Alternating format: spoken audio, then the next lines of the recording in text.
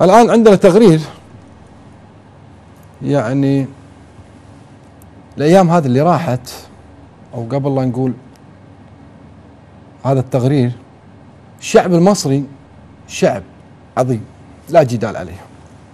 الشعب المصري شعب حضارة، شعب تاريخ، شعب يحب النكتة، شعب تعلمنا على ايدينهم ودرسنا على ايدينهم، شعب لو مهما تتكلم على مصر ام الدنيا تتعب وانت تتكلم على هذا البلد. مصر لو نسمة هواء، لو شوكة صغيرة تحوش مصر، على يقين ان الشعب الكويتي متضامن معاهم من الالف للياء. مصر فيها من العلماء بما يكفي، فيها من الناس الكفاءات بما تكفي، وفيها ناس اللي دمهم خفيف نكتة.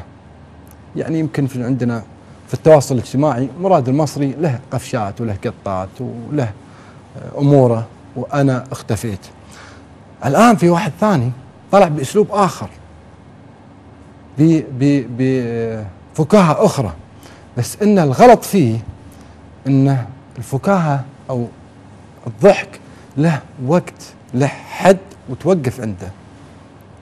هذا الأخ لا يميز، أنا على يقين هذا الأخ يا العكش أنك لا تفقه بين الإمارة والجمهورية. أنا على يقين لا تفقه للتاريخ الكويتي وحبهم وانتمائهم لأسرة الخير، أسرة آل الصباح.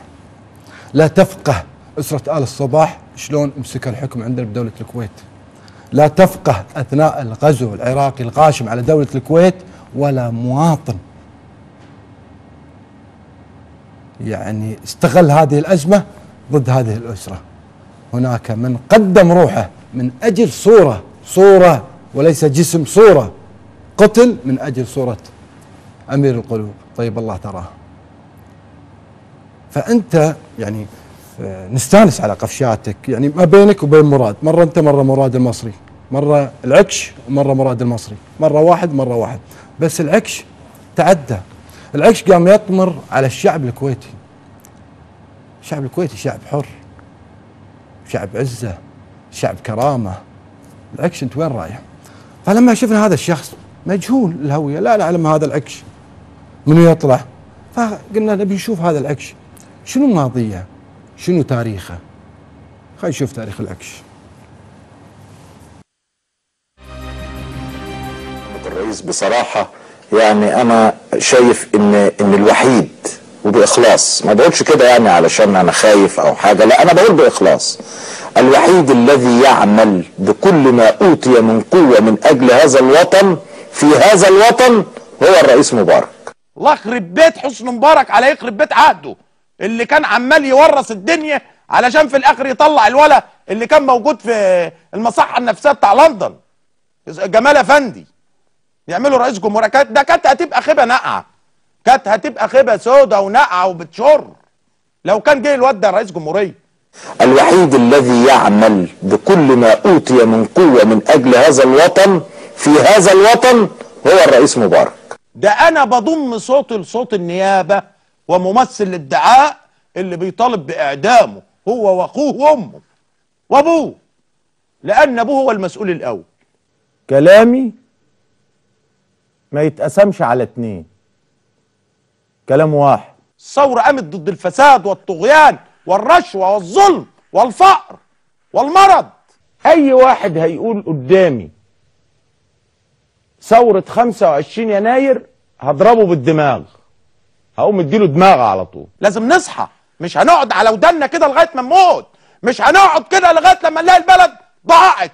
نقول انفلات 25 يناير. الدكتور محمد مرسي، يعني أنا الدكتور محمد مرسي أعرفه من 10 سنوات وأكثر. كل اللي انتخب مرسي وما هوش عضو في الإخوان ما أقدرش أقول عليه أكتر من بغل، وإذا كان واحدة ست حمارة. يعني أنا الدكتور محمد مرسي أعرفه من 10 سنوات وأكثر. الرئيس مرسي الغير قانوني. أيوة الرئيس مرسي الغير قانوني يرد عليك، رايح يكذب على السعودية بس، أدي القصة. رايح يقول لهم الكلام، ما أنت فاكر رايح يقول لهم إيه؟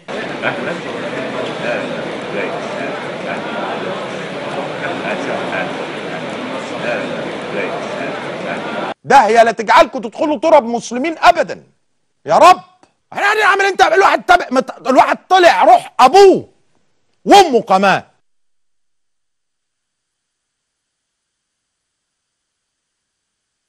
داهيه لا تجعل اللي ما بيفهموش يفهموا عشان يموتوا حمير يا رب. يا ظلمه يبقى عاش حمار ومات حمار. المواقع الاباحيه اللي على الانترنت اللي هي مواقع كل ده مسجل في امريكا. لما يا اخويا تروح تنام كده على السرير والدنيا برد ومتغطي باللحاف وبعدين اللحاف وقع من عليك يا اللي ما بتفهمش ايه اللي هيحصل؟ البرد هياكل جتتك. وبيمارسوا مع بعض عن طريق الانترنت. كل ده متسجل في امريكا. الكلام ده كله انساه دلوقتي. فلانه بقى اللي كانت راحه واقفه في طابور العيش واللي ورا منها زقتها، ترحم امي، ترحم ابويا وابوها. هتفهموا بعد امتى؟ ما القيامه تقوم هتفهموا.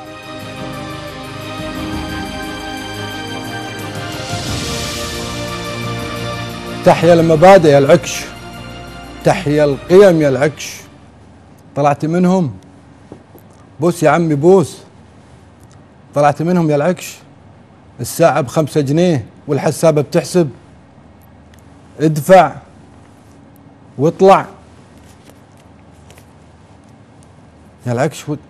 يعني ودك يا العكش يعني يكون تاريخك شوية حلو، يكون تاريخك بعيد عن تغبيل الأيادي، بعيد. عاش الملك مات الملك. الحر حر، هنا حر وهناك حر. فنصيحتي عاوز يعني ترى الشعب الكويتي والشعب المصري يحبون النكتة، فأنا على يقين وراهن عليك أنك تطلع أحسن من مراد المصري بقفشاتك بقطاتك. والأهم لما تتكلم على الأفلام الأباحية دي بتاعتكم بلهجتك أنت الأباحية، بس مشكلتك تبوس الأيادي، مشكلتك الساعة ب5 جنيه والحسابة بتحسب، مشكلتك لو وجد لك شنبك ده هحلقه لك، بس المشكلة ننفخ في قربة مشقوقة.